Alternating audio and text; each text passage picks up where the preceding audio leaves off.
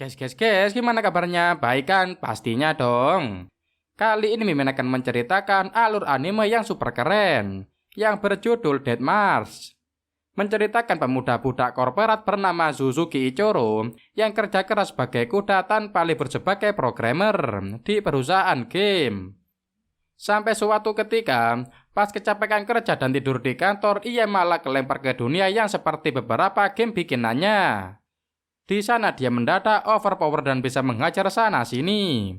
Selain itu dia juga menggunakan nama lain yaitu Sato selama ada di dunia itu. Penasaran kan seperti apa kelanjutan ceritanya? Tak perlu berlama-lama lagi, langsung saja kita simak alur ceritanya. Let's go!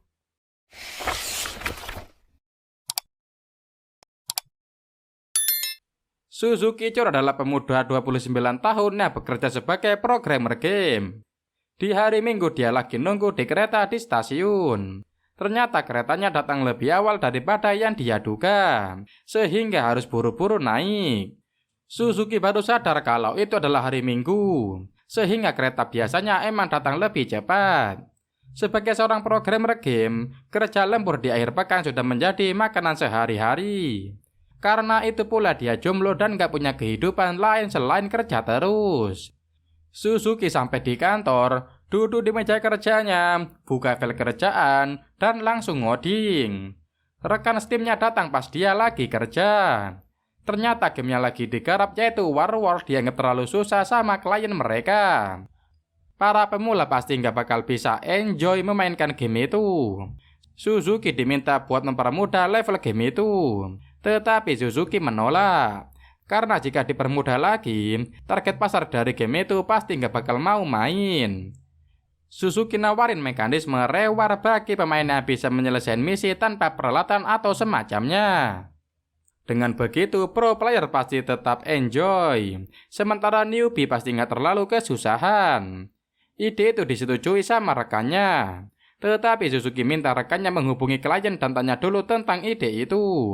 Suzuki nggak mau mendadak ngubah mekanisme lagi di tengah jalan. Setelahnya Suzuki memutuskan buat istirahat dan makan siang dulu.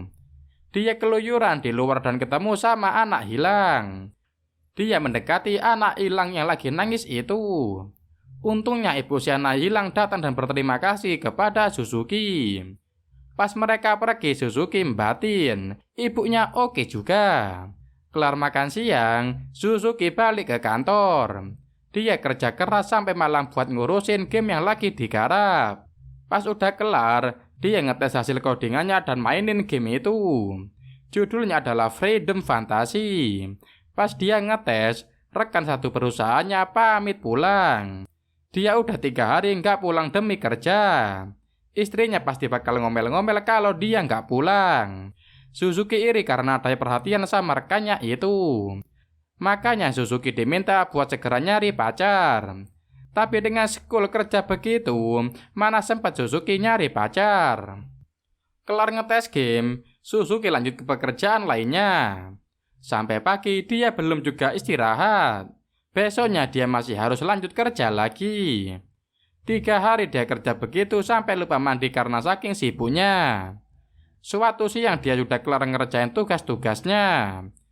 Tapi rekannya bilang ada bug di bagian inventory. 風呂入ってないな。副班からバグ報告です。これで終わりだ。 Suzuki heran padahal dia baru saja ngerjain bug di inventory. Tapi ternyata yang baru saja dia kerjain itu game Freedom Fantasy. Sementara yang dimaksud rekannya itu game War War. Terpaksa Suzuki harus menyelesaikan bug itu.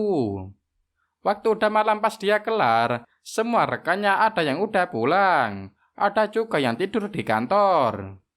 Suzuki memutuskan buat istirahat sebentar. Dia rebahan di lantai dan curi-curi waktu buat tidur.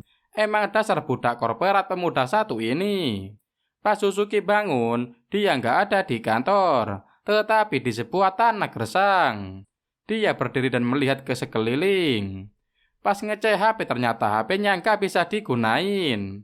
Yang lebih bikin kaget, dari layar HP Suzuki melihat wajahnya yang balik lagi kayak masa SMA. Suzuki mengira sedang bermimpi. Dia emang sering mimpi masuk ke dunia game pas ngerjain berbagai bug. Menurutnya kampret juga kalau harus bermimpi masuk ke dunia war-war yang super bahaya. Pas lihat ke sekeliling, dunia sekitar juga mirip sama game FFL. Suzuki yakin kalau di dunia itu adalah gabungan antara Warworld dan FFL menjadi satu. Suzuki melihat tampilan interface melalui pandangannya. Dia mencoba menekan beberapa tombol, tapi nggak bisa berfungsi. Pas dia mikir mau mengakses tombol itu, barulah muncul menu yang dia mau. Suzuki sadar kalau dia hanya perlu menggunakan pikiran untuk mengakses setiap menu. Pas lihat profil nama yang Suzuki pakai adalah Satou, seperti nama yang dia gunakan saat menguji game itu. Saat ngecek peta, ternyata dia ada di lembah naga. Celakanya ada pasukan besar yang sedang menuju kencang di lembah naga tersebut. Suzuki segera bersembunyi karena tidak mungkin dia yang hanya level 1 bisa melawan mereka. Pasukan kadal elit sampai di tempat sekitar Suzuki bersembunyi. Salah satu dari kadal elit melemparkan panah dan sempat menggores kulit Suzuki. Celakanya Suzuki bisa merasakan kulitnya terbakar saat terkena panah itu. Celakanya para prajurit kadal melancarkan ratusan panah ke arah Suzuki. Dia segera bersembunyi di balik bebatuan sambil mencoba mengeluarkan serangan meteor. Tetapi tidak terjadi apa-apa meski sudah ditekan beberapa kali. Pas dia merasa bakal modiar, mendadak pukulan meteor muncul dari langit dan menghancurkan seluruh pasukan kadal elit. Ledakan dahsyat menggelegar berulang kali, sementara Suzuki bersembunyi di balik bebatuan.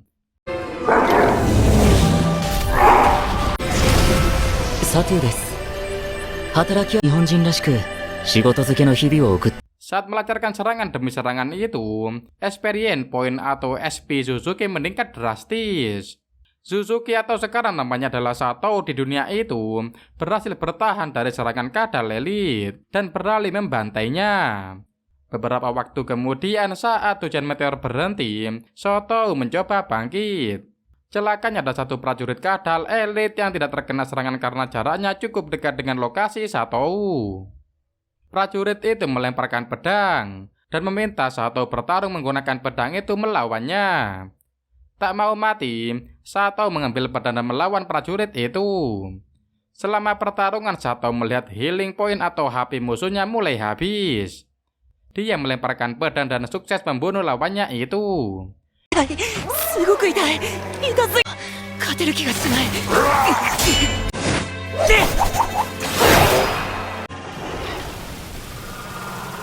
Satou beristirahat setelah mengalahkan para kadal.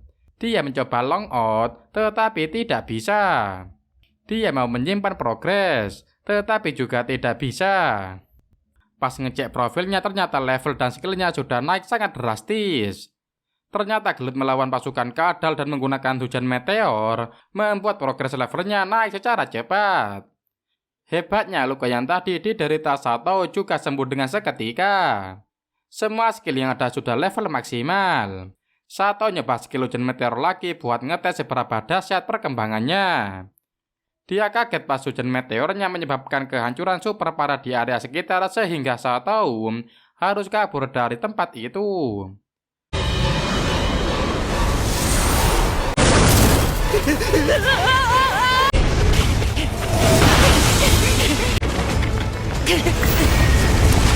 Pas sudah berhasil selamat, Satou mikir jika sihir kayak gitu digunakan terus bisa-bisa dia dikira sebagai Raja Iblis nantinya. Satou ngecek inventorinya. Setelah ngalahin pasukan kadal, dia mendapat barang jajahan banyak banget.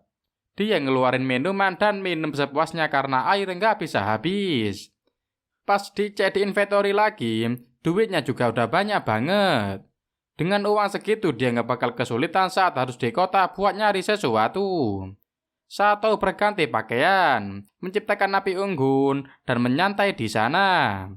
Sambil menyantai dia mencoba memahami mekanisme dari game itu. Mendapatkan skill baru tidak harus naik level, tetapi cukup melakukan beberapa tindakan. Setelah mempelajari banyak hal, Satou langsung turu. Besoknya dia keluyuran menuju benteng kesatria yang merupakan lokasi terdekat. Meski yang paling dekat, tapi Satou butuh waktu sehari semalam buat sampai. Dia tiba di benteng kesatria pada hari berikutnya. Pas sudah sampai di sana, Sato bisa melihat lokasi yang lebih luas. Dia ada di sekitar kerajaan dan sangat dekat dengan kota Salue. Ada 100 prajurit di dekat sana. Yang tertinggi level 31, sementara sisanya level 7. Pas lagi ngecek keadaan sekitar, mendadak seekor wyvern makhluk sejenis naga muncul dan menyerang Sato. Dia jatuh setelah diterjang wyvern, tetapi anehnya dia tidak merasa sakit. Karena wyvern mau menyerang lagi, Sato melemparinya dengan batu. Si wyvern langsung ketakutan dan terbang menjauh. Sato baru sadar betapa kuat dirinya setelah ada di level 310. Celakanya wyvern itu terbang ke arah pasukan yang tadi melihat Sato. Tak mau ada yang celaka, Sato bergegas mengejar wyvern itu. Sayangnya dia terlambat karena wyvern sudah meneror para prajurit. Pertarungan pecah di sana. Celakanya para prajurit tak terlalu kuat untuk mengalahkan wyvern. Salah satu dari prajurit, yaitu cewek bernama Zena, melompat untuk mengejar wyvern. Namun dia malah diserang balik dan jatuh ke bawah. Sato melompat dan menangkap gadis itu untuk menyelamatkannya.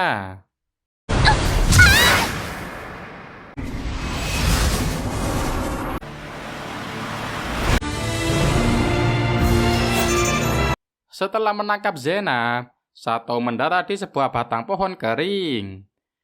Zena sadar dan Sato memintanya jangan melihat ke bawah. Tetapi Zena malah melihat ke bawah dan ketakutan karena kalau jatuh ke jurang pasti celaka. Sato bergegas melompat dari batang pohon ke bebatuan sekitar untuk mendaki tebing curam itu. Mereka sampai ke tempat aman dan berkenalan. Ternyata Zen adalah salah satu penyihir yang sedang bertugas di kota Salue. Sato menggunakan nama karakternya saat berkenalan, karena nama Suzuki Ichiro nggak kedengeran keren. Tak lama kemudian dua cewek rekan Zena yaitu Lilio dan Iona muncul. Mereka curiga dengan Sato, tetapi Zena menjelaskan kalau Sato sudah menyelamatkannya. Iona bertanya mengenai identitas Sato. Karena gelagapan, Sato bilang dia adalah pedagang yang kabur dan dagangannya hilang akibat hujan meteor. Untungnya cerita itu cukup masuk akal bagi Iona. Mereka kemudian menunggangi kereta kuda dan diantar menuju kota. Di perjalanan, Sato melihat para prajurit sudah mengalahkan wyvern dan menguliti tubuhnya. Sesampainya di kota, Iona membawa Sato ke tempat pendaftaran tinggal. Pas dicek informasi mengenai identitas Sato, ternyata tercatat seperti sebelum dia naik level. Di dokumen yang muncul dia masih dianggap level 1. Setelah membayar jasa pembuatan visa tinggal, Sato berpisah dengan Iona, Zena, dan Lilio. Iona sempat menyarankan Sato menginap di sebuah penginapan yang dekat dengan gerbang. Sato pergi ke sana, tapi di tengah jalan dia malah diajak cewek cakep bernama Marta buat menginap di tempatnya saja. Mereka sampai di penginapan Marta dan bertemu dengan ibu Marta. Karena terlanjur masuk, Sato pun memesan kamar dan makanan. Marta diminta membereskan kamar untuk Sato. Seperginya Marta, ibunya malah bercerita kalau kemarin ada bintang jatuh yang menerjang kawasan lembah naga. Menurut orang-orang itu adalah ular Raja Iblis. Sato kaget karena ada Raja Iblis juga di dunia itu. Tapi menurut ibunya Marta, Raja Iblis sudah dikalahkan oleh pahlawan puluhan tahun lalu. Setelah bercerita mengenai Raja Iblis dan wyvern, ibu Marta pergi. Sato makan pesanannya dan tak lama kemudian Marta yang datang. Sato bertanya di mana dia bisa beli perlengkapan sehari-hari. Marta menunjukkan lokasinya, kemudian bersemangat untuk mengantar Sato keliling kota. Mereka keliling kota setelahnya. Pas di jalan sekitar pasar ada dua bocil setengah manusia yang nabrak seorang mas-mas. Karena sebel mas-mas itu ngomelin dua bocil itu, Sato datang dan menghentikan omelan mas-mas itu. Setelahnya Sato membantu membereskan kayu bakar milik para bocil. Kedua bocil berterima kasih dan pergi menjauh menuju ibu mereka. Marta kaget melihat Sato yang baik dengan setengah manusia. Ternyata para setengah manusia sangat dibenci, karena dulu banyak petani yang dibunuh oleh setengah manusia. Setelahnya mereka berkeliling pasar. Sato tawar-menawar dengan seorang pedagang dan berhasil mendapatkan harga murah. 1枚くらいにならない？それじゃあこどうか1枚と1000か2枚。うよし打った Dia beli perhiasan rambut untuk Martha. Dan cewek itu sungguh happy udah dibeliin sesuatu. Mereka lanjut berkeliling. Martha menunjukkan topeng naga yang biasa dipakai di festival. Pedagangnya menunjukkan sebuah rambut palsu yang biasa dipakai pas festival untuk menjadi tuan putri. Karena kemakan cerita si pedagang, Sato malah beli kedua benda nggak penting itu. Pas jalan pulang, Sato sempat melihat cewek bernama Arisa yang naik di kereta kuda. Mereka saling tatap-tatapan selama beberapa saat. Sampai akhirnya cewek itu menghilang di kejauhan. Sato dan Martha pun balik ke penginapan. Di sana ada gadis kecil bernama Yuni yang bekerja di sana. Sato pun kembali ke kamarnya, kemudian disiapkan makan malam. Karena masakannya super enak, Sato sampai tambah berkali-kali. Akhirnya dia rebahan karena kekenyangan. Pas dia mau tidur, dia kepikiran tentang dunia itu.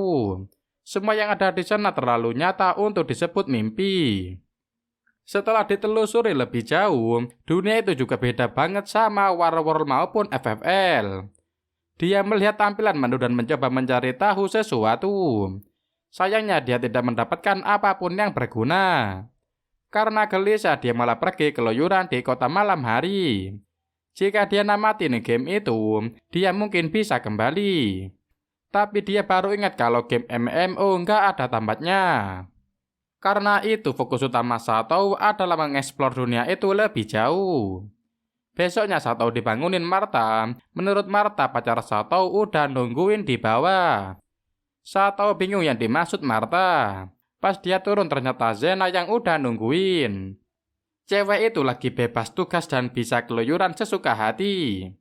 Zena mengajak Sato jalan-jalan pagi itu. Mereka jalan-jalan di kota. Zena beli 2 risol tapi malah Sato yang bayar. Zena bilang padahal dia yang mau bayarin sebagai balas budi udah diselamatin kemarin. Tapi Sato nggak mempermasalahkan hal itu.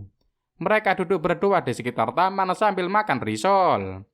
Mereka lanjut beli makanan lain dan nyobain banyak jenis makanan. Sato tertarik banget sama sayap naga goreng, yang ternyata cuma sayap kelelawar dilapisi kecap. Pas mau makan seorang bocil nyenggol Zena, sehingga kecap sayap kelelawar ngotorin bajunya. Saat itulah seorang perempuan penyihir nongol.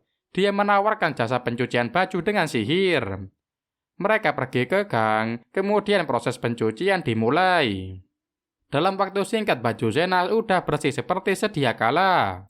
Mereka pun melanjutkan perjalanan. Sato tanya ke Zena gimana caranya melafalkan sihir. Zena pun menerangkan berbagai teori tentang sihir yang bikin Sato bingung. Ternyata Zena udah dididik menggunakan sihir sejak kecil. Meski pendidikannya sulit, tapi dia senang karena sihir sangatlah membantu. Dia bahkan ingin berusaha terbang menggunakan sihir. Sato bilang kalau bisa ngedate sambil terbang pasti seru juga. Zena langsung salah tingkah dan meminta Sato menunggunya bisa terbang. Setelah puas jalan-jalan ke pasar, Sato diajak ke benteng di luar. Di sana Sato bisa melihat ada kincir angin di tengah kota. Zena bilang kincir itu digunakan untuk penggilingan. Bisa juga dijadikan tempat berlindung warga jika ada wyvern menyerang. Sato diajak ke sana. Di perjalanan mereka melewati sebuah kuil. Dan Zena mengajak Sato mampir ke kuil. Di dalam kuil ada lukisan pahlawan yang sedang melawan Raja Iblis. Pahlawan menggunakan pedang suci yang bersinar biru. Konon hanya pahlawan yang bisa memancarkan warna biru dari pedang suci. Jika orangnya bukan pahlawan, maka pedang suci tidak akan bisa bersinar biru. Meski begitu, asalkan pedang suci mengakui penggunanya, maka pedang itu juga akan bersinar biru. Saat itu penjaga kuil yaitu cewek bernama Orma bilang kalau menggunakan pedang suci saja belum cukup untuk mengalahkan Raja Iblis. Dia berkata hanya pahlawan yang menerima panggilan dari Dewi Muda, yaitu Nona Parion, yang bisa mengalahkan Raja Iblis. Zena memperkenalkan Orma kepada Sato. Orma adalah pendeta kuil yang mengabdi pada Dewi Parion. Orma adalah anak dari keluarga bangsawan yang diurus oleh ibu Zena. Saat mereka mengobrol, mendadak Orma dipanggil karena harus menyembuhkan seseorang. Mereka pun berpisah. Satao dan Zena menemui bapak-bapak pemilik kereta kuda. Saat Zena sedang tawar-menawar, Satao ngecek beberapa titel yang dia dapatkan. Dia kaget karena mendapat banyak banget julukan mulai dari pembunuh dewa dan julukan ngeri lainnya. Dia sadar jurus bintang jatuhnya bisa digunakan membunuh dewa. Karena dia terlalu overpower, maka dia memutuskan untuk tidak melakukan hal mencolok di sana. Dia dan Zena pergi menggunakan kereta kuda setelahnya. Sambil melintasi perjalanan, Zena memberitahu mengenai meriam anti naga yang ada di menara-menara tembok. Meriam itu akan otomatis menembak jika ada naga menyerang. Salah satu menara tampak hancur, karena dulu ada naga kecil yang berhasil menabraknya. Di masa lalu ada juga naga besar yang mampu menjebol tembok. Satao bertanya apakah waktu itu pahlawan datang. Tetapi Zena bilang pahlawan hanya akan dipanggil jika ada Raja Iblis menyerang. Melalui ritual khusus, pahlawan bakal muncul dan melawan Raja Iblis. Setiap generasi biasanya diserang oleh Raja Iblis yang berbeda-beda. Ada yang bisa mengendalikan hewan buas, ada juga yang bisa mengendalikan ras iblis. Tak lama kemudian mereka sampai di sebuah tempat. Di sana ada kerumunan warga yang mendengarkan ocehan pendeta Zuichon. Pendeta itu berkata bahwa setengah manusia adalah iblis. Karena itu membunuh para setengah manusia pasti mendapat pahala. Di tengah-tengah kerumunan, ada 3,5 manusia yang dirantai. Pendeta Zuichon mulai melempari mereka dengan batu. Zena melompat dari kereta kuda dan melindungi para setengah manusia. Dia dimarahi Pak Pendeta karena melindungi iblis. Sementara itu Satao malah tertegun karena kagum dengan aksi Zena. Tak mau tinggal diam, Satao memindah semua orang di sana. Dia bisa menemukan beberapa orang yang menjadi provokator. Kemudian meringkusnya satu persatu. Sementara itu pendeta dari kuil Gelreon muncul dan mendukung aksi Zena. Zena berkata kalau pendeta Zuichon bisa ditangkap karena menolak aturan kerajaan tentang menyiksa para setengah manusia. Sementara itu Satao sudah berhasil melumpuhkan semua provokator, sekaligus menangkap pak bosnya. 一匹目と貧血か向こうで休もう出番だよなんだ貴様。 Dia membawa Pak Bos ke depan publik dan berkata kalau dialah sumber masalah yang sesungguhnya. Pemuda itu bernama Urs, dan dia sudah meminjamkan budaknya yaitu para setengah manusia ke pendeta Zuikon. Menjual batu yang katanya suci dan menghasut banyak orang. Saat itulah Urs bangkit, dan sesosok iblis muncul menjebol dadanya. なんなんだ貴様は。この男は在空を伯爵に反逆させることだったのです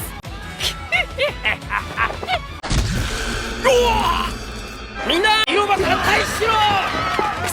Semua orang kabur melarikan diri. Satao menemui para setengah manusia dan meminta mereka lari. Namun tuan mereka yaitu Urs sudah meminta mereka tetap di sana. Jika mereka membantah, maka rantai di leher mereka akan mengecil. Tapi pas Satao mengecek status para budak, mereka sudah tidak memiliki tuan lagi. Mungkin karena Urs sudah mati. Zena dan beberapa prajurit datang untuk mengalahkan iblis yang mengamuk. Satao mencoba menghentikan mereka, namun terlambat.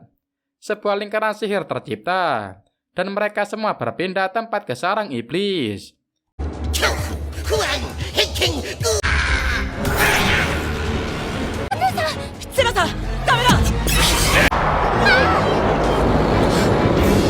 Satao berada bersama ketiga setengah manusia, mereka harus bisa keluar dari labirin bawah tanah tersebut.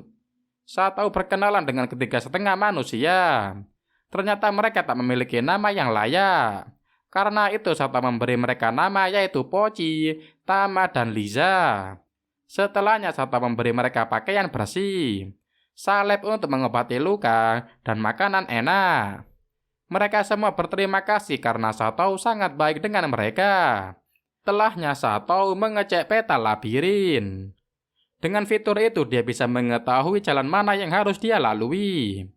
Dia juga tahu di mana keberadaan Zena dan para prajurit lain. Selain itu, si iblis ternyata tidak ada di jalur manapun. Saat tahu mengecek kondisi para setengah manusia di depannya. Di antara mereka bertiga, hanya Liza yang memiliki skill bertarung. Karena itu dia memberikan pedang kepada Liza. Saat tahu Liza, Tama, dan Pochi bergerak menyusuri labirin tersebut. Dia meminta Tama dan Pochi menggunakan pendengaran dan penciuman mereka. Jika ada sesuatu yang mencurigakan, mereka harus segera memberitahu Satou. Sementara itu, Liza harus mengawasi jalanan di belakang mereka. Setelah berjalan selama beberapa saat, Satou diberitahu ada aroma mencurigakan di depan sana. Mereka mengendap-endap ke depan, melihat ke sebuah ruangan. Di sana ada sesosok monster yang sedang memakan manusia. Satou bingung harus berbuat apa, tetapi Liza bilang mereka baiknya menyelinap pergi selagi monster itu memakan manusia. Meski begitu, Satou nekat mengambil langkah lain. Dia menembak monster itu dengan senjata sihir sampai modiar. を通り抜けるか、背後から不意打ちを仕掛け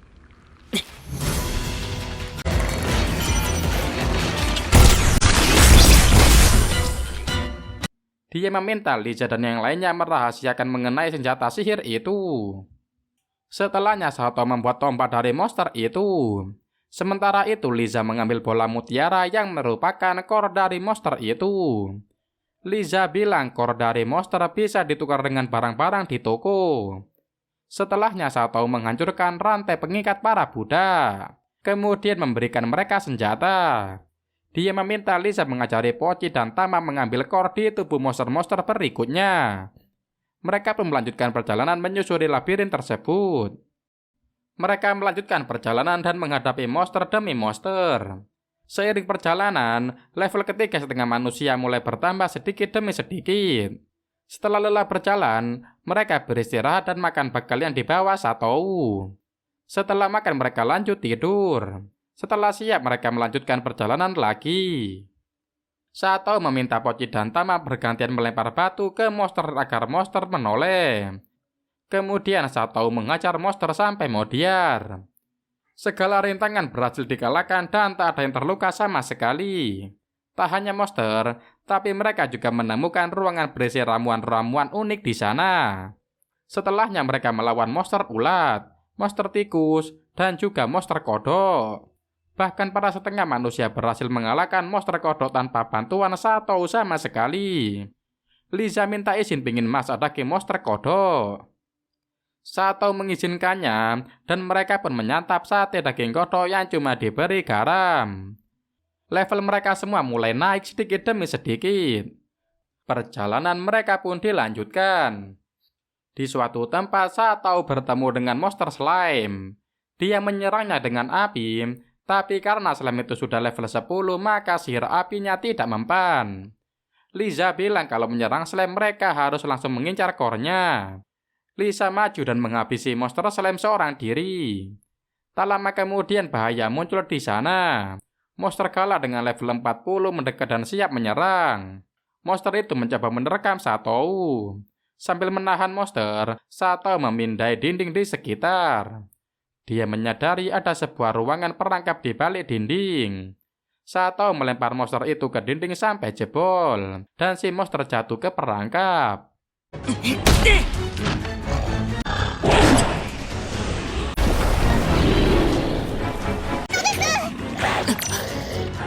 Setelah mengatasi monster level 40, mereka melanjutkan perjalanan. Mereka sampai di ruangan yang penuh dengan jaring laba-laba. Ada beberapa gulungan jaringnya di dalamnya berisi manusia. Satou meminta Liza, Tama, dan Pochi membantunya membebaskan para manusia yang terperangkap. Dua orang yang sudah diselamatkan adalah orang kaya. Mereka akan memberi imbalan setelah berhasil keluar dari labirin itu. Sementara itu Pochi malah dimarahin mas-mas yang pingin dia tolong. Mas-mas itu nggak sudi dibantu setengah manusia. Satou memanggil Pochi ke arahnya. Saat melihat Satou, mas-mas laknat itu minta tolong. Tapi Satou udah hilang niat saat melihat kelakuan mas-mas itu. Satou menyuruh mas-mas itu membebaskan dirinya sendiri. Mas-mas itu berteriak sampai bikin sakit telinga. Karena itulah salah satu orang yang sudah dibebaskan Sato bernama Jin Belton mengancam bakal menghabisi mas-mas itu jika ngoceh terus. Akhirnya mas-mas nyebelin itu bisa membebaskan diri. Mereka semua menyusurin labirin bersama-sama. Di depan ada suara perempuan. Sato berkata ke Jin dan yang lainnya bahwa dia dan para setengah manusia akan maju ke pertarungan. Mereka pun segera ke depan dan melihat banyak sekali monster slam yang menyerang para prajurit. Sato dan ketiga setengah manusia beraksi. Mereka menghajar para monster slam itu. Si mas-mas tengil sok mau gelut, tapi dia malah ketakutan pas monster slam yang dia lawan gak bisa mati. Untungnya Pochi dan Tama nongol dan mengajar monster slam itu. Sato membantai monster slam, kemudian menyelamatkan Zena yang ditahan oleh salah satu monster slam itu. Zena bertemu dengan ketiga setengah manusia. Mereka bertiga berterima kasih karena sudah dibantu saat di alun-alun tadi. Setelahnya rombongan itu mencoba mencari tahu jalan keluar.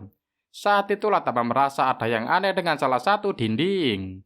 Pas diperiksa menggunakan peta, Sato melihat ada pintu rahasia di sana. Pintu itu terhubung dengan lorong tempat dia melempar monster level 40 tadi. Saat itu juga salah satu prajurit menemukan kotak harta. Pas dibuka, ternyata iblis yang mengirim mereka ke sana. Duel sengit pun terjadi. Sayangnya Sato tidak bisa ikut bertarung karena akan membuatnya sangat mencolok. Celakanya iblis itu ternyata cukup kuat untuk menahan gempuran dari para prajurit. Sato mau tak mau harus bertarung. Saat itu juga monster level 40 muncul dari pintu rahasia dan menyeret Sato terjun bebas. Sato berhasil melompat ke sebuah ruangan, kemudian mengeluarkan pedang suci untuk membantai monster itu sampai mampus.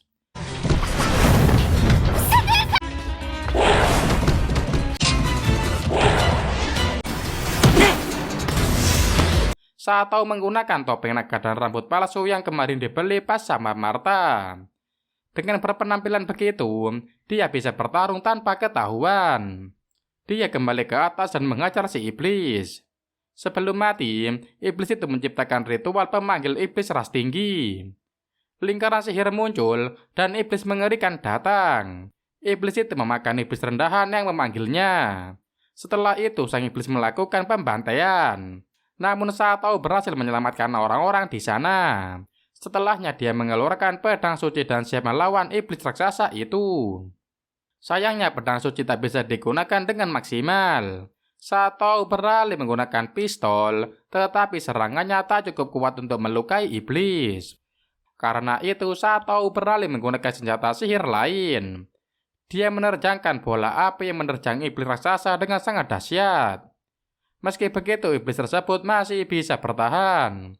Melihat serangan itu, Jin Belton sangat kagum dan yakin itu adalah sihir level tinggi. Padahal Sato menggunakan sihir level rendahan yaitu Vershot. Sato maju sambil menerjangkan serangan api bertubi-tubi. Untuk mengalahkan iblis sehebat itu, dia harus menggunakan pedang suci. Namun pedang suci hanya bisa efektif digunakan oleh pemilik title pahlawan. Sedangkan Sato belum memiliki title itu.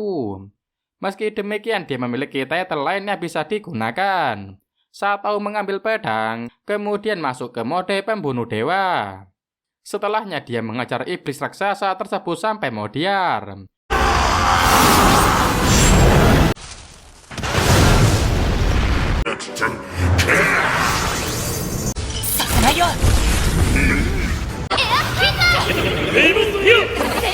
Sang Raja Iblis pun berhasil dikalahkan oleh pedang selain pedang suci. Sore harinya semua orang sudah kembali ke permukaan. Sato bertemu lagi dengan ketiga setengah manusia. Saat itu juga si mas-mas nyebelin nongol lagi. Meski gengsi, dia berterima kasih karena sudah ditolong tadi. Zena muncul dan memeluk Sato. Dia senang karena Sato berhasil selamat dari insiden tadi. Setelahnya Sato dan ketiga setengah manusia menemui pedagang budak. Ketiga setengah manusia sudah resmi menjadi budak Sato. Setelahnya Sato ditawari 2 budak yang tidak laku. 2 budak itu adalah cewek bernama Lulu dan 1 cewek laki bernama Arisa. Pas melihat Arisa, Sato terkejut karena pernah melihatnya kemarin. Dia lebih terkejut saat Arisa bisa mengucapkan nama Satou dengan mudah. Karena Arisa bisa mengucapkan Satou, dia mencurigai cewek itu. Satou membisikkan sesuatu ke Lulu. Cewek itu tidak merespon. Dia membisikkan sesuatu ke Arisa. Dan cewek itu langsung histeris karena diberitahu ada laba-laba di rambutnya. Arisa bisa memahami bahasa Jepang. Satou akhirnya membeli kedua budak itu. Dia memperkenalkan mereka dengan ketiga setengah manusia. Untungnya bayi Arisa dan Lulu tidak membenci setengah manusia. Arisa malah akrab banget sama Pochi dan Tama. Setelahnya mereka keluyuran keliling kota. Satou ingin tanya soal bahasa Jepang ke Arisa. Namun dia belum punya waktu karena banyak orang di sana. Satou ingin mengajak mereka makan. Pochi dan Tama kompak ingin daging. Lisa bilang dia bakal makan apa saja sesuai pilihan Satou. Tapi kalau boleh milih, dia mau makan daging ayam. Arisa dan Lulu bilang sebagai budak mereka biasanya makan makanan yang gak terlalu enak.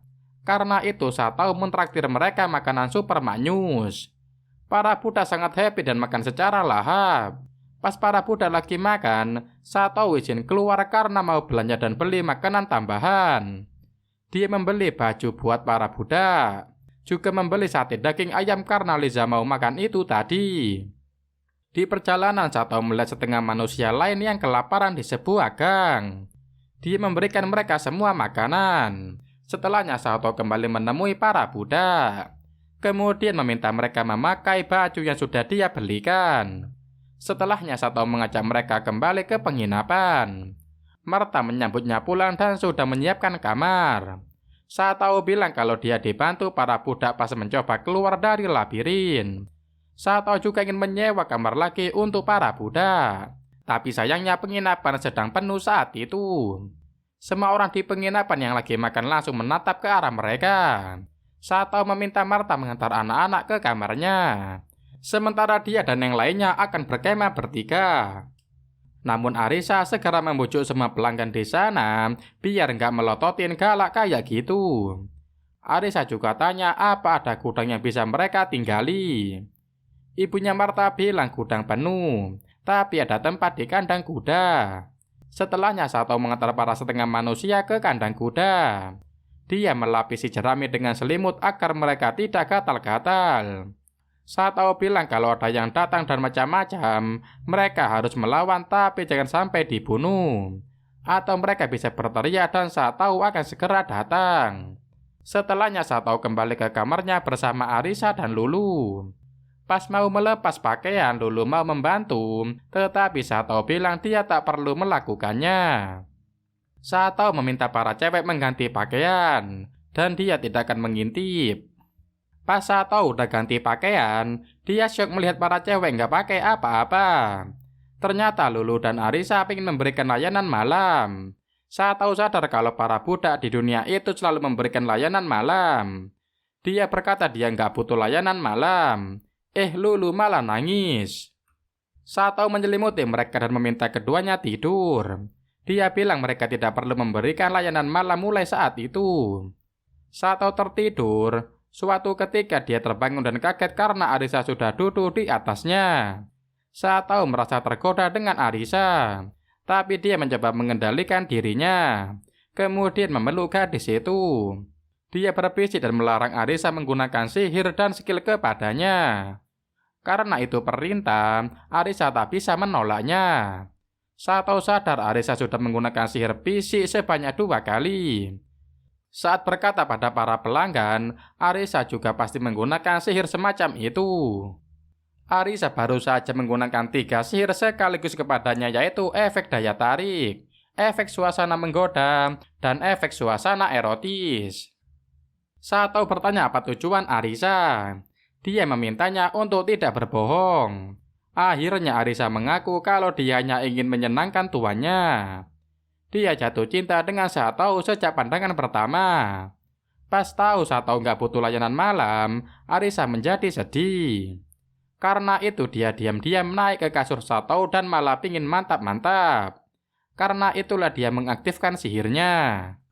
Arisa kemudian mengaku nama aslinya adalah Tachibana Arisa. Sama seperti Satou, dulu dia juga orang Jepang.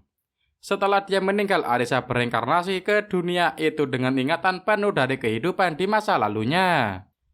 Arisa bertanya apakah Satou juga bereinkarnasi dari sana. Tapi kalau melihat penampilan Satou yang gak berubah, Arisa yakin Satou bukan bereinkarnasi, melainkan dipanggil sebagai pahlawan ke dunia itu. Satou tertegun mendengar informasi itu. Arisa melanjutkan ceritanya bahwa Satou adalah orang Jepang kedua yang dia temui di dunia itu. Satou mengira Lulu adalah orang yang Arisa maksud. Namun Arisa bilang bukan Lulu, tapi kakek Lulu. Satou minta dijelaskan mengenai reinkarnasi dan pemanggilan. Arisa bilang reinkarnasi adalah orang yang dulunya hidup dan berpindah ke dunia sana setelah mati dan lahir kembali. Sementara orang yang dipanggil datang setelah dilakukan sebuah ritual sihir. Biasanya yang dipanggil dengan sihir itu adalah seorang pahlawan. Satou bertanya kalau reinkarnasi berarti harus mulai dari bayi. Arisa membenarkannya, dan memang seperti itu yang terjadi di dunia sana. Satou bertanya kalau orang yang dipanggil apakah penampilannya selalu sama dan menggunakan barang-barang yang sama dengan yang berasal dari dunia asalnya atau tidak. Dari yang didengar Arisa, orang yang terpanggil akan membawa barang terakhir yang dipakainya, dan tentu saja penampilannya tetap sama. Setelah mengingat kejadian yang terjadi, yaitu bahwa dia berubah ke wujud remajanya, maka Satou merasa dia bukanlah bereinkarnasi maupun datang dengan sihir pemanggilan. Arisa bertanya apakah Satou bertemu dewa, dan Satou menjawab enggak. Arisa bertanya apa ada lingkaran sihir pas Satou datang, tapi Satou juga nggak lihat kayak begituan. Arisa tanya apakah Satou datang langsung dengan mana poin, banyak skill, dan level maksimal.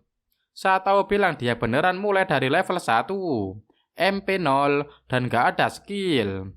Tapi pas diingat baik-baik, Satou sudah memiliki skill hujan meteor pas sampai di sana. Pusing dengan semua itu, Satou memutuskan buat turu. Besoknya Zena datang ke kamar Satou. Dia syok melihat Satou tidur bareng cewek-cewek imut. Kemudian lari meninggalkan penginapan. Satou cuma bengong pas Zena kabur. Arisa bilang kalau nggak segera dijelaskan bakalan repot. Satou bilang nggak apa-apa karena dia dan Zena cuma temen. Pas dipikir baik-baik, Satou segera nyambar pakaiannya, lompat dari jendela, dan mengejar Zena. Zena masih nggak percaya, karena Lilio bilang cowok yang beli budak itu karena pingin layanan malamnya. Satou bilang dia nggak begitu. Dia membeli budak karena biar dibantu dalam urusan sehari-hari. Zena mulai percaya dengan omongan Satou. Biar situasi lebih enak, Satou malah gombalin cewek itu dan bilang Zena cakep. Satou juga ngajak Zena pergi ke toko pakaian karena mau membelikannya syal yang indah. Setelah beli syal, Satou dan Zena balik ke penginapan. Arisa nyamperin mereka sambil sok polos. Satou segera menoyor cewek itu karena merasa nggak bersalah sama sekali. Dia meminta Arisa pergi memanggil yang lain. Pas cewek itu pergi, Satou mengingat obrolannya dengan Arisa sebelum turu. Arisa berkata dia dilahirkan sebagai putri kerajaan. Dengan pengetahuannya dari kehidupan sebelumnya, dia membantu kerajaan mendapatkan kemakmuran yang luar biasa. Namun entah apa yang terjadi, strateginya malah gagal dan membuat kerajaan terpuruk. Kerajaan lain datang dan menjajah. Raja dan pangeran dieksekusi, sementara para putri ditahan. Suatu ketika Raja Iblis muncul dan membakar kerajaan yang menjajah tadi. Arisa dan Lulu berhasil kabur dari maut. Mereka hampir sekarat sampai akhirnya bertemu dengan penjual budak. Liza, Tama, Pochi, dan Arisa menemui Satou. Lulu tidak ikut karena sedang gak enak badan. Satou memberi mereka uang dan meminta para budak membeli perlengkapan sehari-hari. Arisa berbisik apa dia boleh pakai sihir buat jaga-jaga. Setelah dipikir-pikir, Satou akhirnya mengizinkannya. Arisa dan rombongannya pun pergi dengan ceria. Zena bilang para budak itu menjadi lebih santai dan ceria. Satou bilang kalau dia nggak memperlakukan mereka kayak budak. sehingga kepribadian mereka menjadi lebih baik. Satao ngajak Zena nyari rumah kontrakan. Mereka nemuin agen perumahan yaitu cewek bernama Nadi. Ada 3 properti yang tersedia saat itu, dan mereka mengunjungi satu persatu.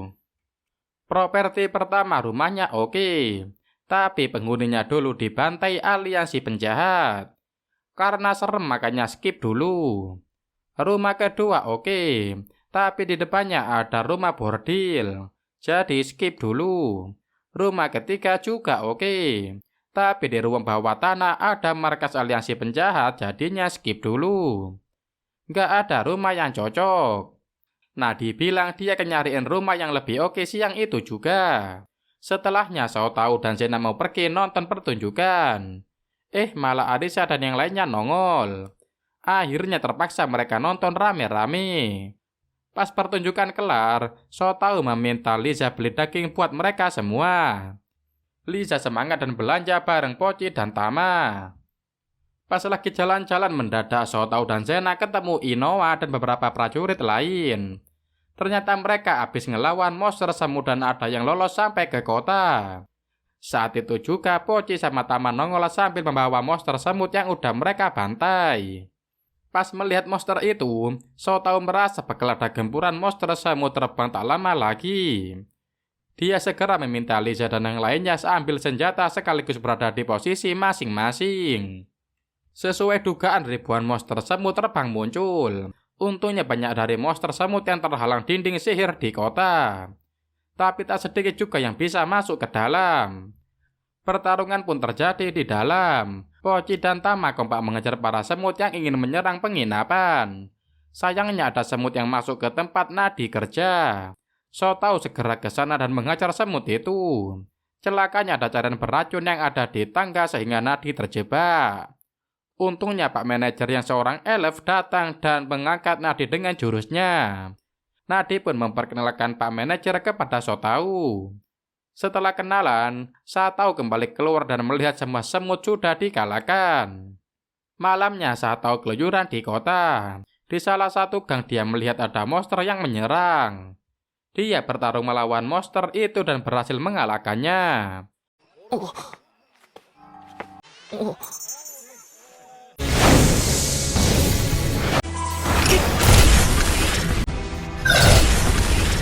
Shotao mendekat ke gang dan bertemu dengan 2 orang yang terluka. Dia bergegas membawa 2 orang itu ke tempat Nida dan Pak Manajer tinggal. Pas masuk ke dalam, Shotao menemui Nida dan Pak Manajer. Dia berkata kalau Pak Manajer pasti kenal dengan salah satu dari orang yang terluka itu. Pak Manajer memeriksanya, dan salah satu dari mereka ternyata seorang elf bernama Mia. Kondisi Mia tak terlalu parah. Tetapi si manusia tikus yang melindunginya terluka cukup serius. Nadi bergegas pergi mencari penyembuh, sementara Shotao bergegas mengikuti Nadi karena keluyuran malam-malam itu sangat berbahaya. Besoknya Shotao pergi ke kediaman Nadi. Dia diberitahu kalau Mia tidak terluka parah, hanya kesakitan karena kehilangan mana poin yang sangat banyak. Sementara itu si manusia tikus juga keadaannya sudah nggak kritis lagi. Shotao nemuin Mia dan mereka langsung akrab. Mereka mengobrol sampai siang. Shotao balik dan nemuin anak-anak. Dia bercerita ketemu sama Tuan Putri yang dijaga manusia semut. Anak-anak sangat pingin ketemu dengan orang yang dimaksud Shotao. Mereka pun berangkat ke sana. Pas ketemu Mia, anak-anak langsung super senang dan pingin berteman dengannya. Mereka juga langsung akrab. Shotao mau pergi, tapi Mia malah nemplok dan gak mau Shotao kemana-mana. Besoknya Shotao beli kereta kuda buat membawa barang dagangan biar dia gak terlalu dicurigai. Lulu yang bisa membawa kereta kuda mengajarinya mengendarai kereta kuda itu. Sepanjang perjalanan, awalnya Lulu sangat pendiam. Tapi pas Shotao tanya tentang Arisa, Lulu langsung ngoceh panjang lebar. Pas di jalan Shotao merasa aneh karena ada burung hantu yang mengamatinya. Mereka balik ke tempat Nadi dan melihat Mia yang sudah bisa main sama anak-anak lain. Saat itu juga Shotao melihat burung hantu yang mengamatinya terus. Shotao masuk kamar si wanita tikus yang udah sadar. Nama manusia tikus itu adalah Mize. Di ruangan itu ada juga Pak Manajer atau namanya adalah Yuya. Dari Mize saya tahu kronologis penyerangan Mia. Ternyata Mia adalah putri dari desa Elf. Dia diculik seorang penyihir entah karena alasan apa. Mia melarikan diri dan bertemu dengan Mize. Setelahnya Mize membawa Mia untuk menemui Yuya. Celakanya si penyihir juga mengejar sampai sana. Ternyata monster semut yang menyerang juga kiriman penyihir. Saya tahu merasa Yuya tahu alasan kenapa Mia diculik, tetapi tidak mau menceritakannya. Tak lama kemudian anak-anak berteriak di bawah. Saya tahu dan Yuya bergegas ke bawah. Tetapi ternyata anak-anak hanya menjerit karena ada geledek. Namun saat itulah saya tahu melihat burung hantu di dalam ruangan itu. Dalam sekejap si burung hantu berubah wujud menjadi sosok lain.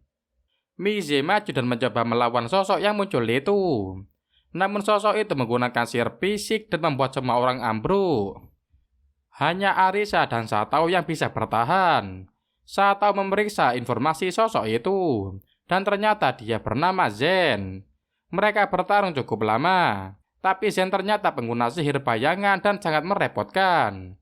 Setelahnya Zen membawa pergi Mia. Jika Satao ingin menyelamatkan Mia, dia harus pergi ke Cradle.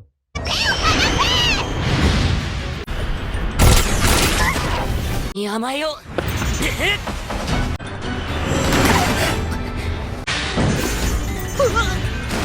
Satao melompat ke arah portal yang diciptakan Zen sebelum tertutup.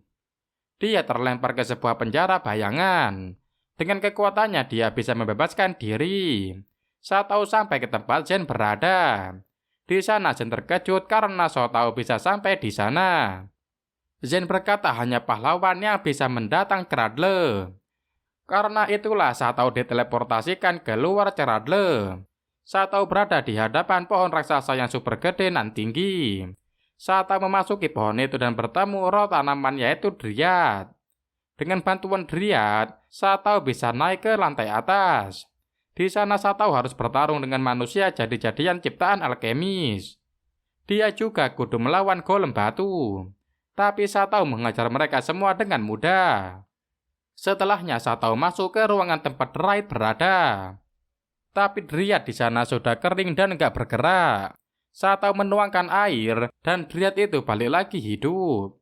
Dengan bantuannya Satao bisa naik ke lantai yang lebih tinggi lagi. Di sana Satao gelut melawan sekumpulan monster serangga.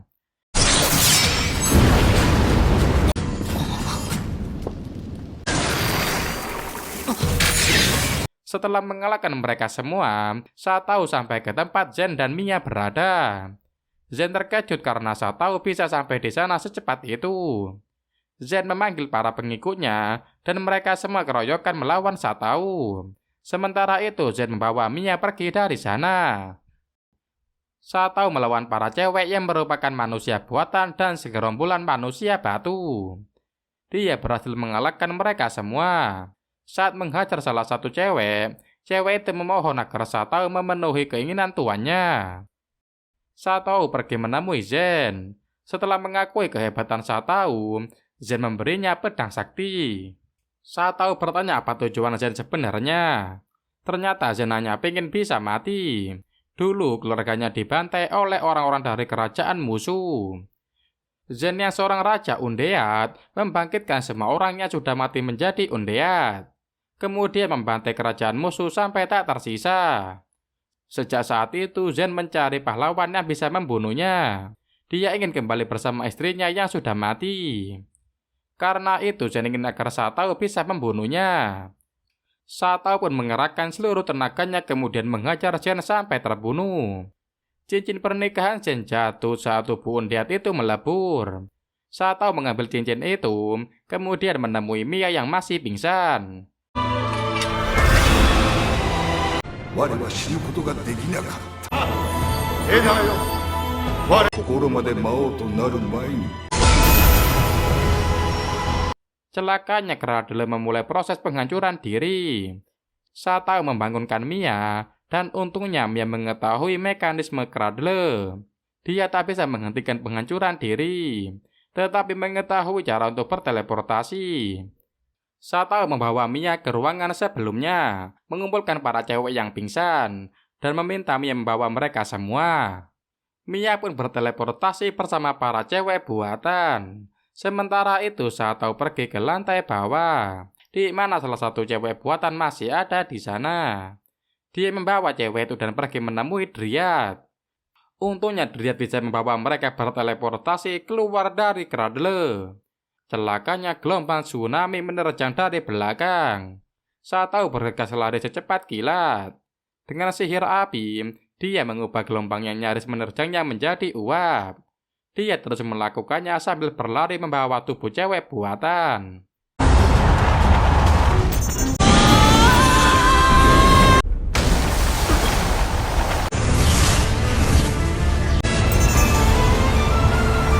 Setelah berlari kencang, Satao berhasil selamat dari bencana. Dia bertemu Arisa dan rekan-rekannya yang lain di dekat sana. Setelahnya, para cewek buatan berkerumun. Setelah tuan mereka Modriar, mereka menjadikan Satao tuan yang baru.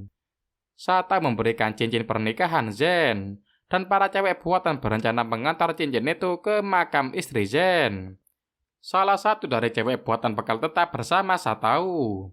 Akhirnya Satao memberi nama cewek itu Nana. Mereka semua kembali ke kota dan bertemu dengan teman-teman yang lain. Setelahnya, Mia meminta Satao untuk mengantarkannya ke desa Elef.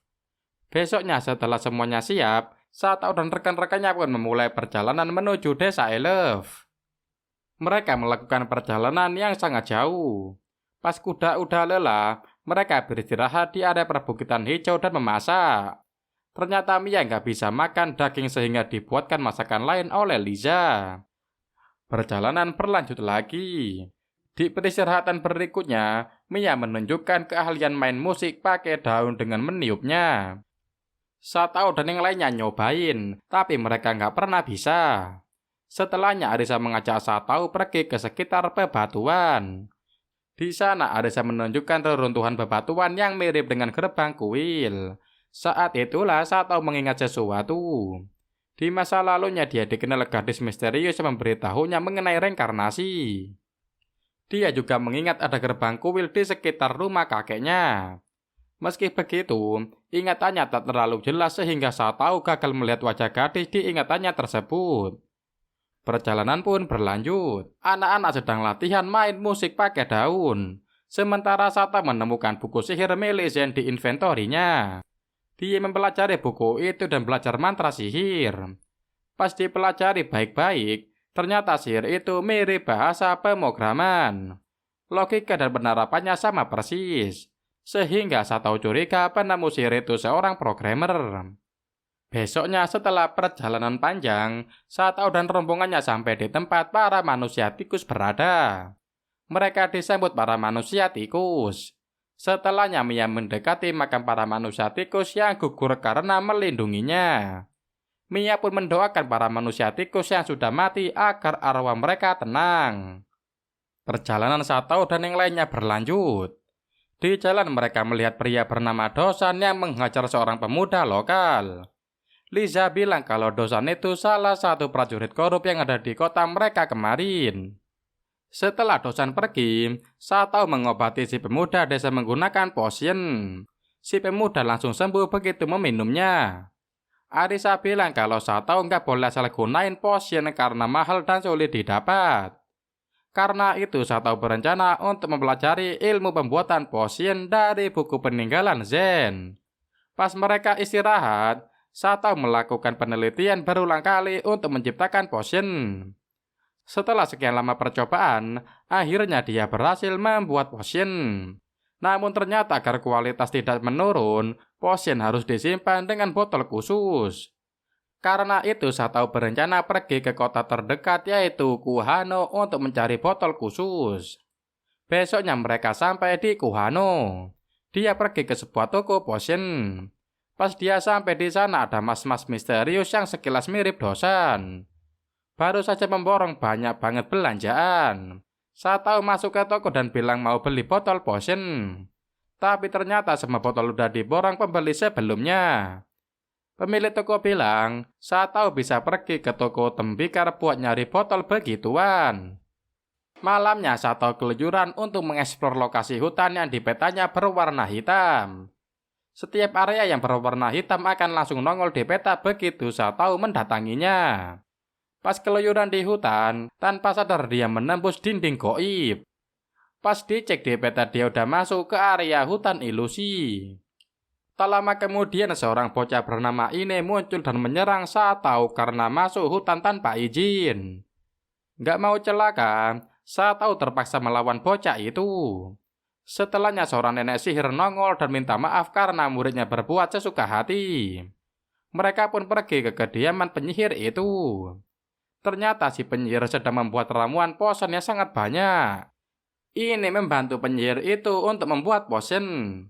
Setiap tahun mereka harus mengirim 300 botol potion untuk Kuhano sebagai bagian dari fakta perjanjian. Dengan memberikan potion berkualitas tinggi, maka hutan ilusi akan dilindungi. Satao kembali ke kota setelahnya. Besoknya dia pergi ke kota tembikar dan diberitahu kalau botol potion lagi nggak ada.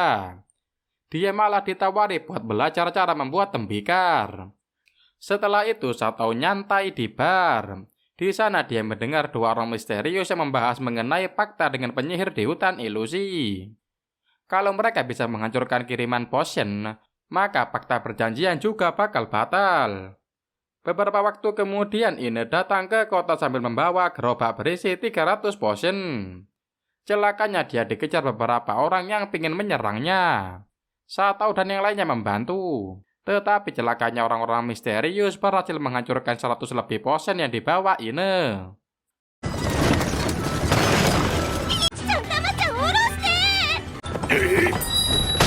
とりあえずいくつ残っているかだけでも数 Satao dan yang lainnya pergi menghadap bangsawan Kuhano. Di sana dia bertemu dengan Dosan dan seorang bangsawan bernama Birkin. Pas mendengar suara Birkin, Satao tahu kalau Birkin adalah orang yang ada di bar beberapa waktu lalu. Ternyata dia dan Dosan sudah berkonspirasi untuk membatalkan fakta dengan penyihir hutan ilusi. Setelah berdebat, Satao diberi waktu sampai sore untuk membuat potion agar totalnya menjadi 300. Satao pergi meninggalkan kediaman bangsawan dan mulai mengumpulkan bahan. Meski begitu, ketika semua bahan sudah lengkap, Satao menemui jalan buntu. Dia tidak memiliki botol potion untuk menyimpan hasil ramuan. Semuanya sudah diborong Dosan beberapa waktu lalu. Satao mengajak rekan-rekannya menemui bapak pemilik pabrik tembikar. Karena sudah janji mau membantu meski rasanya mustahil. Bapak pemilik pabrik mengizinkan Satao dan rekan-rekannya untuk membuat botol potion siang itu juga. Proses pembuatan botol potion pun segera dimulai. Bersamaan dengan itu, Ine juga mati-matian membuat ramuan potion. Setelah seharian membuat, kini semua botol tinggal dibakar di tungku. Ine juga sudah keluar membuat potion dan tinggal menunggu wadah. Akhirnya mereka tinggal menunggu pembakaran selesai. Saat sore datang, Satao menyadari datangnya masalah. Dosan dan beberapa prajurit datang. Mereka tak mengizinkan adanya pembuatan botol eliksir tanpa izin. Pak pemilik pabrik bilang dia hanya mengajari Satao dan yang lainnya cara membuat tembikar. Dosan tak percaya dan ingin menghancurkan tungku pembakaran. Saat itulah Satao menyentuh tungku pembakaran dan melakukan sesuatu. Dosan dan para prajurit lain menghancurkan tungku pembakaran sekaligus apa yang ada di dalamnya. Setelah mengacau mereka semua segera pergi. Satao meminta Ine menyampaikan sesuatu kepada penyihir di hutan ilusi. Menggunakan burung hantu, pesan itu pun dikirimkan. Sementara itu ternyata Satao sudah memindahkan 180 botol potion ke inventorinya. Dengan begitu maka mereka sudah siap untuk memberikan kejutan balik ke Dosan dan si kampret Birkin. Saat semuanya sudah siap, mereka berangkat dan menyerahkan 300 potion ke pihak yang berwenang. Satao dan yang lainnya menghadap Birkin dan Dosan yang kaget dengan keberhasilan itu. Para petugas juga sudah mengecek kualitas potion, dan semuanya sangat majos. Sayangnya Birkin gak mau ngasih cap tanda potion sudah dikirimkan. Ternyata Birkin mengelur waktu biar sore segera berakhir. Untungnya bangsawan lain dari Kuhano tiba di sana dan memberikan cap tersebut. Birkin kaget dengan kedatangan bangsawan itu. Ternyata surat yang dikirimkan ke penyihir hutan ilusi sudah sampai dan penyihir itu segera menghubungi bangsawan Kuhano yang berwenang. Tak terima dikalahkan, Birkin mencoba menyerang bangsawan itu. Tapi sihir seperti itu tak mempan melawan bangsawan Kuhano. Birkin nyaris dibunuh. Tapi Sato menghentikan niatan bangsawan Kuhano karena ada anak-anak di sana.